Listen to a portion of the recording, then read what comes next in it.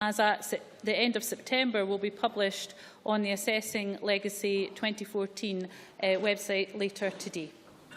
Thank you. We now move to First Minister's questions. Question number 1, Joanne Lamont.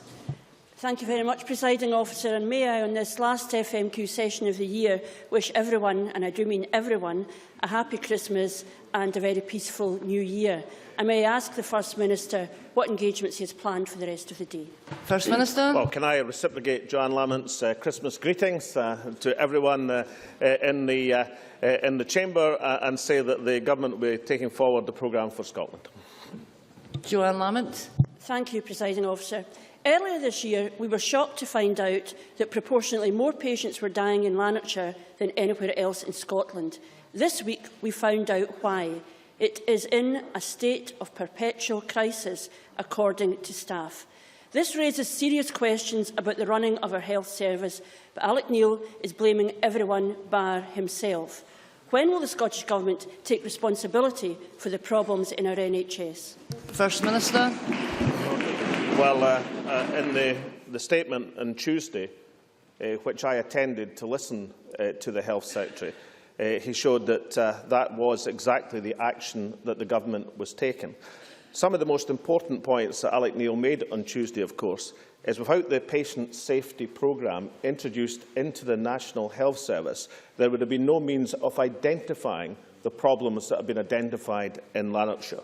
He also made the point that although, of course, there is a serious situation which has been responded to in a serious way, it should be remembered that in terms of the patient mortality rates, there has been improvement even in Monklands Hospital. But the alarm bells rang because that improvement was not as great as it was across Scotland.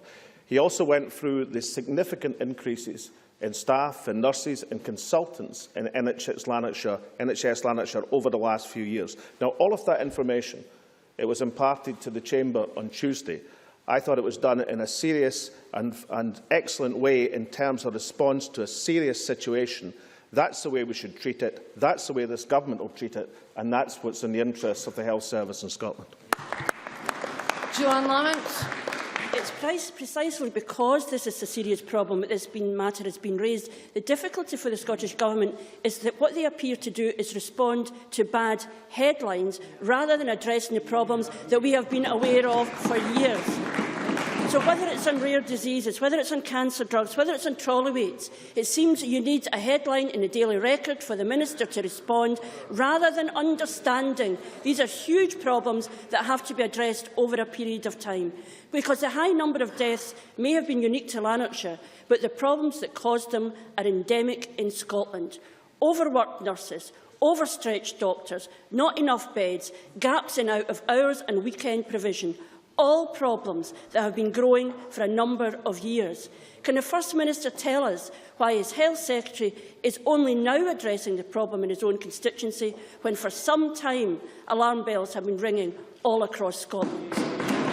First Minister. That point was dealt with in the statement on Tuesday. Can I just return to the indicators that were responded to? That the HSMR, that's mortality rates indicators, which have been introduced into the health service as part of the patient safety programme, that showed a fall, that's an improvement of 4.3% at Monklands since 2007, of 7% at Hare Myers, and by almost 18% in Wishaw.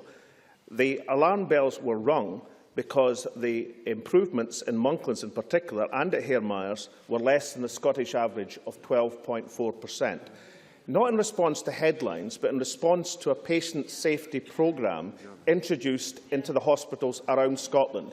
Without these indicators and without that information, then the Health Secretary wouldn't have been able to set up the review which he reported to this Parliament on Tuesday. That information was reported to this Parliament on Tuesday. These facts are well understood, and perhaps Joanne Lamont would recognise the seriousness with which the investigation was taken and the action which has been rolled out to address the situation. That is surely the way to respond to a situation in Lanarkshire, and that's surely the way to treat the health service in Scotland. Joanne Lamont. First of all, it's not just Lanarkshire, and it's not just now, and it's not just simply because you put a measure in to identify the problem. If you'd been listening to staff for many years, you would know there was a problem. We're now in a position where nurses are saying that only a third of nurses and midwives say they can meet the conflicting demands of their time at work, and just a quarter think there are enough staff for them to do their job properly. That is not something that we should be complacent about, and that's not something that has simply happened over the last couple of weeks. Weekend staffing was something uncovered by Healthcare Improvement Scotland as one of the key problems in NHS Lanarkshire. Through FOI, we have a snapshot of staffing elsewhere. NHS Lothian has reported its medical staff drops from more than 1,000 a day to just 25 at weekends. In NHS Forth Valley, nursing staff on a weekend is half what it is on a weekday. In Fife, consultant numbers fall from 210 to 7 at the weekend. All over Scotland, hospitals are operating with minimal resources against increasing pressures, just like Lanarkshire. We need a question, Ms Lamont. What will it take before the First Minister acknowledges we have a serious problem in delivering the health service we would want for Scotland? First Minister.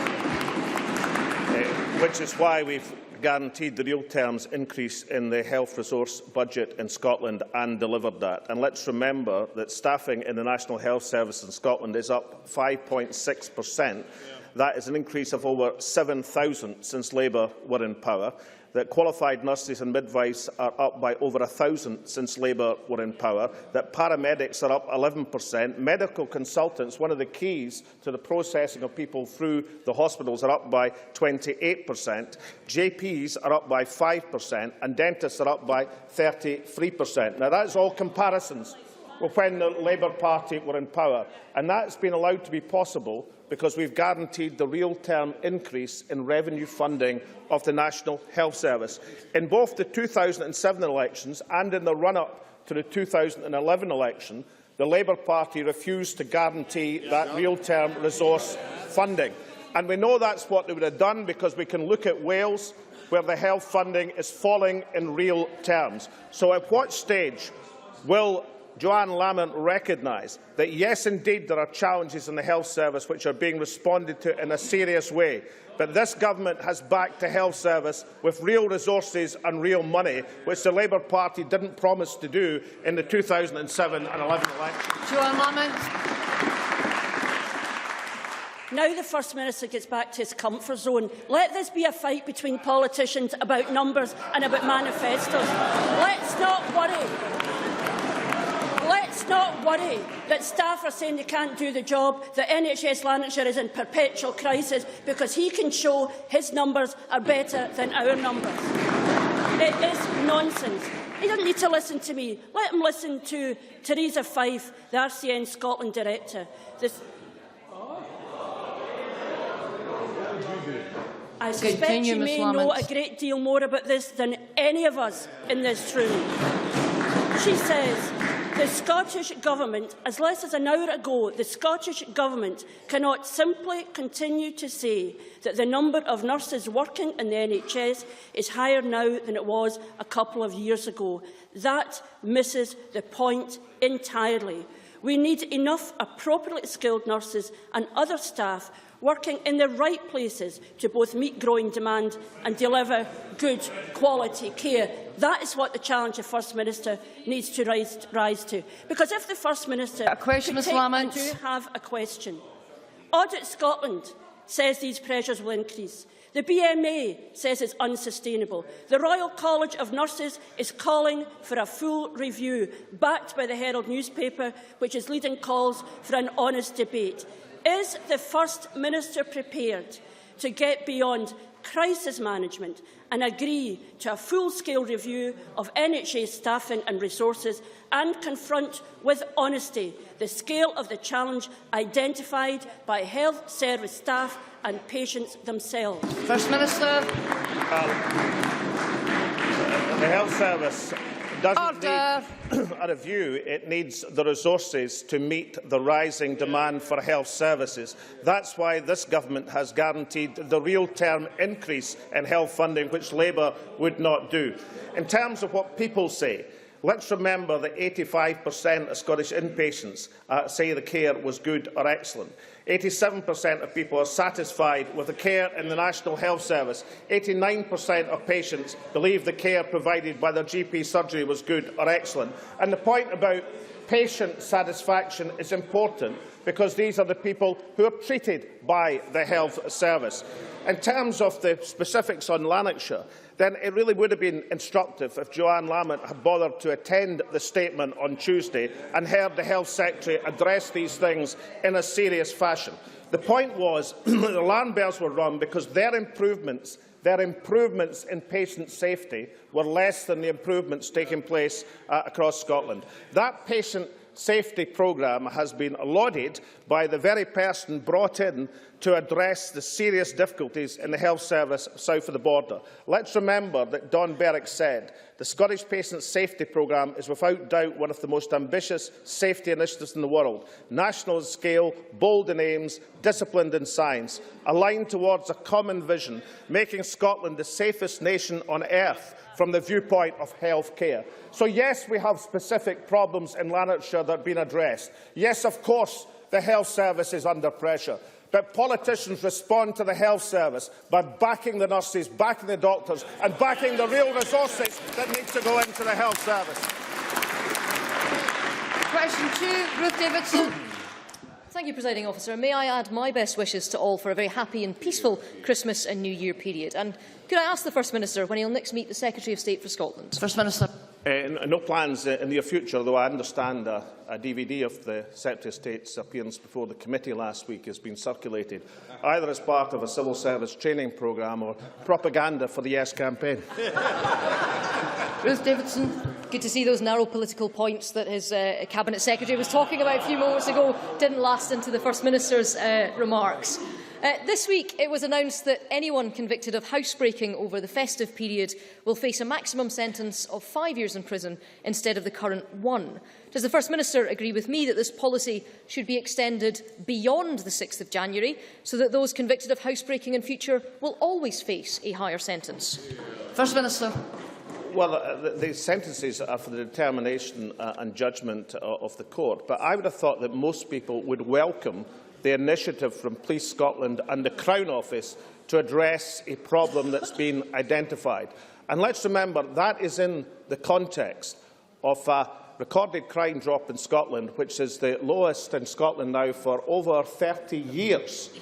A substantial achievement in terms of this government coming to office, and also a situation which is really important, and that's that the public's fear of crime, the fear of crime, which is pernicious across society, is much, much lower in Scotland than in the rest of the UK. So at some point will Ruth Davis acknowledge that both the efforts of our police service and the efforts of our Crown Office are bearing results in society's battle against the criminal? Ruth Davidson.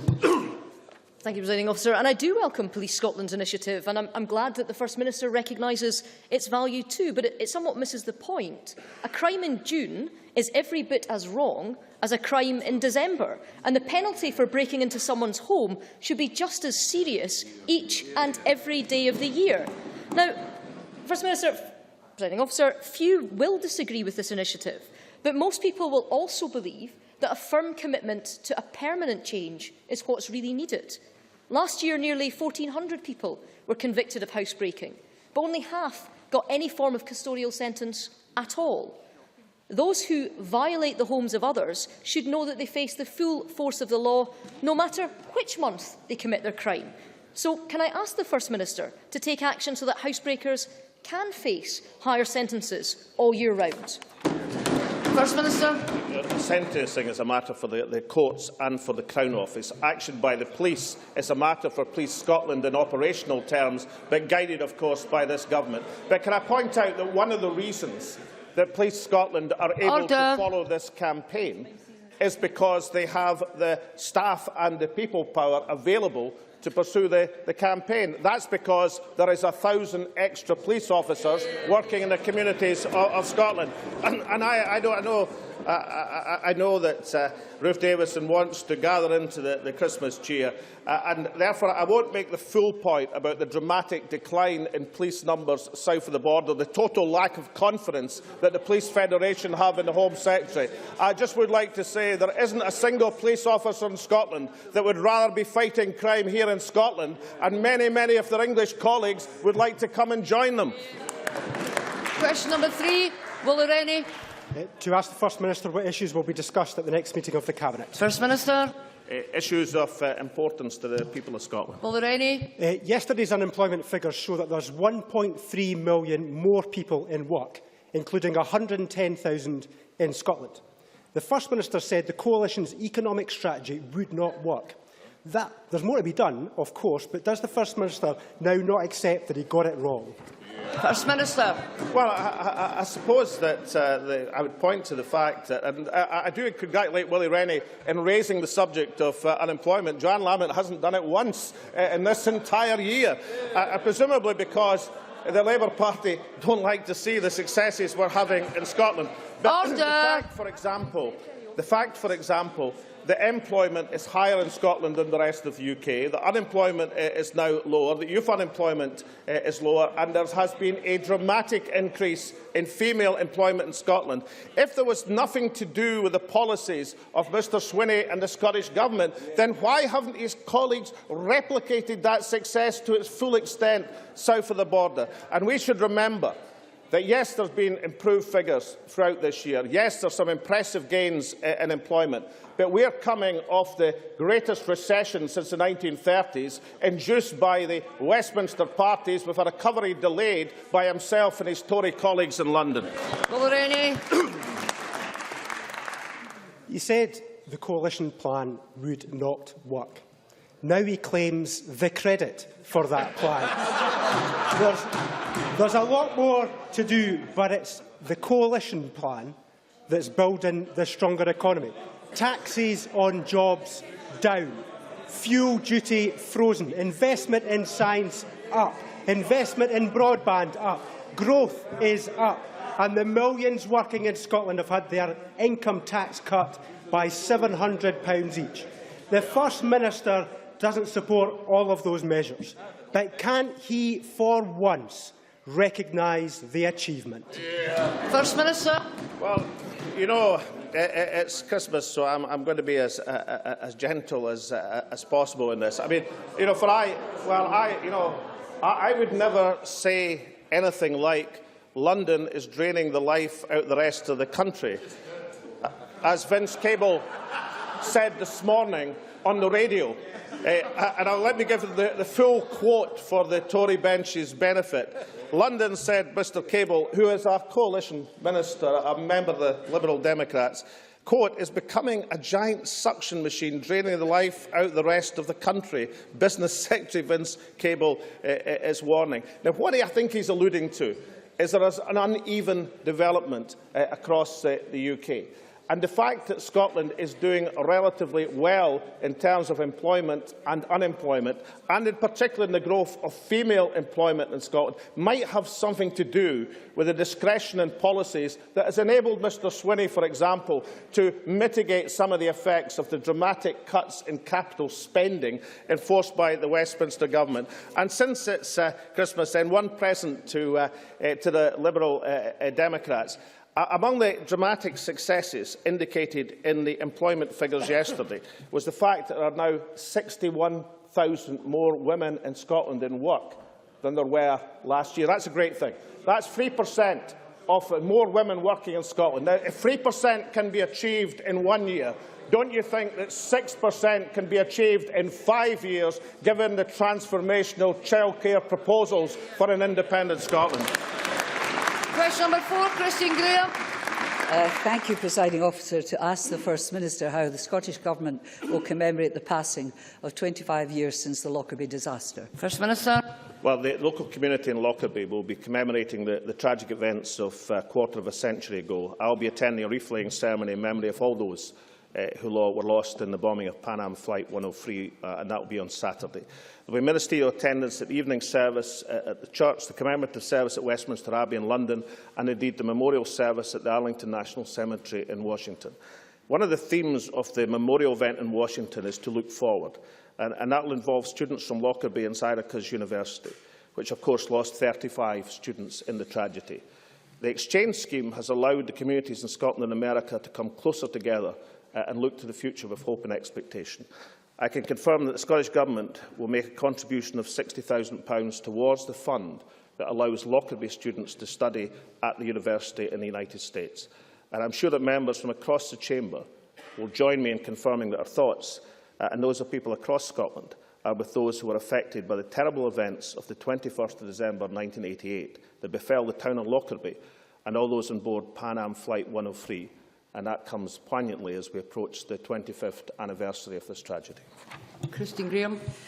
I thank the First Minister for his reply and endorse his comments with regard to our thoughts for the victims' families and the victims indeed themselves. And presiding officer should declare that I am a signatory to the Justice for McGrahy campaign, concerned like many others that the wrong man was in dock and possibly the wrong nation. Will he therefore now write to the Prime Minister requesting an inquiry in terms of Section 32 of the Inquiries Act 2005 and the Concordat between both governments for a joint inquiry into all aspects of that atrocity? And if the Prime Minister does not agree, will his government take the lead and instigate an inquiry here into the devolved issues, such as the policing and the Crown Office actions, which might at last kickstart a full UK inquiry, which is what I would respectfully suggest is the victims' families really require? First Minister. I think the focus of the events on Saturday should and will be on remembering those who were lost 25 years ago and supporting that aim of the community in Lockerbie, including young people, to look forward. The bombing of Pan Am Flight 103 was a terrible crime, and as the Lord Advocate made clear this week, there are live investigations into that crime to see if others can be brought to account. The Scottish Government has not written to the UK Government asking for a joint inquiry. Mr Alex-Salmond-MSP was convicted in a court of law, and the conviction was upheld by the appeal court. We've made it clear that our view is the only place in which Mr McGrahy's conviction could be upheld or overturned is in a court of law. There are established procedures in place as part of the checks and balances in our justice system that allow the Scottish Criminal Case Review Commission to consider referring a case back to court. And it's important to note that the processes can be used even though Mr Alex-Salmond-MSP is deceased. Question number 5, Jackie Baillie. Minister, when the Scottish Government will publish the next set of statistics for the Scottish Welfare Fund? First Minister. Well, the Chief Statistician will be publishing statistics on the Scottish Welfare Fund at 9:30 a.m. on Tuesday, 11th of February.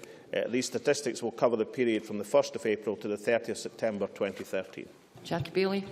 In this season of goodwill, let me thank the First Minister for his response and wish him a Merry Christmas. I'm sure he will be aware, though, that for some families it won't be a very Merry Christmas due to their experience of poverty.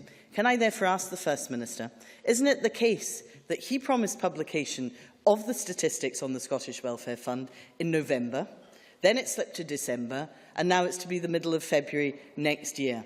Isn't it the case that his government has actually failed to spend the money which is intended for the poorest, most destitute people in our communities? And isn't it the case that delaying publication is solely to hide the fact that in some areas as little as 11% of the available money had been distributed? First Minister. Well, if that's Jackie Baillie at Christmas, I'll hate to think what she is for the rest of the year. As she knows, the head of Communities Analytical Service wrote to the Welfare Reform Committee on the 29th of November to inform them of concern of the quality of data received from councils and that the figures would now be published on February the 14th. Well, I mean, she should have put that in her question, but I'll address it because it is Christmas. It was pointed out that the Chief Statistician has the sole responsibility for deciding on the content and timing of statistical releases. She mentioned from a sedentary position the 16 changes to guidance. There's only been one change to guidance, and that was in October, and that was planned to take account of universal credit and to widen out the eligibility to allow greater flexibility. Now, you might have thought that Jackie Baillie's concern over this matter would allow her to welcome the fact that this government acted to widen flexibility so that the welfare fund that we established and the top-up funding that we established could help more people facing the crisis of Westminster welfare. Well, they call it reform, but it's actually the dismantling of the welfare state. But of course it is Jackie Baillie who, faced with this crisis of welfare induced in Westminster, said that even under these circumstances, not that Scotland couldn't have its own welfare system, but according to Jackie Baillie, they shouldn't have their own welfare system. That's why I think even at Christmas, Jackie Baillie is the one with explaining to do. Question number 6, Liz Smith. To ask the First Minister what the impact will be on the Scottish Government's energy policy of Scottish Power's decision not to go ahead with its... First Minister. No impact in the sense it was also regarded as a longer-range project. But can I say two things to Liz Smith? And I'm not going to accuse her of having a planted question, but it does give me the opportunity to point out that this very morning the latest statistics on Scottish renewables and renewable generation figures have been published. They show that Scottish renewable electricity enjoyed another record year.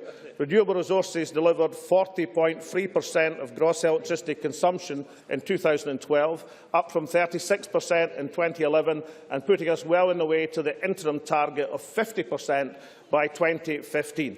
And therefore, although it wasn't pre-arranged, I know that Liz Smith will join with me and the whole chamber in welcoming this demonstration of the success of the renewable strategy in Scotland. Liz Smith. In the good spirit of Christmas, First Minister, I'm not given to planted questions.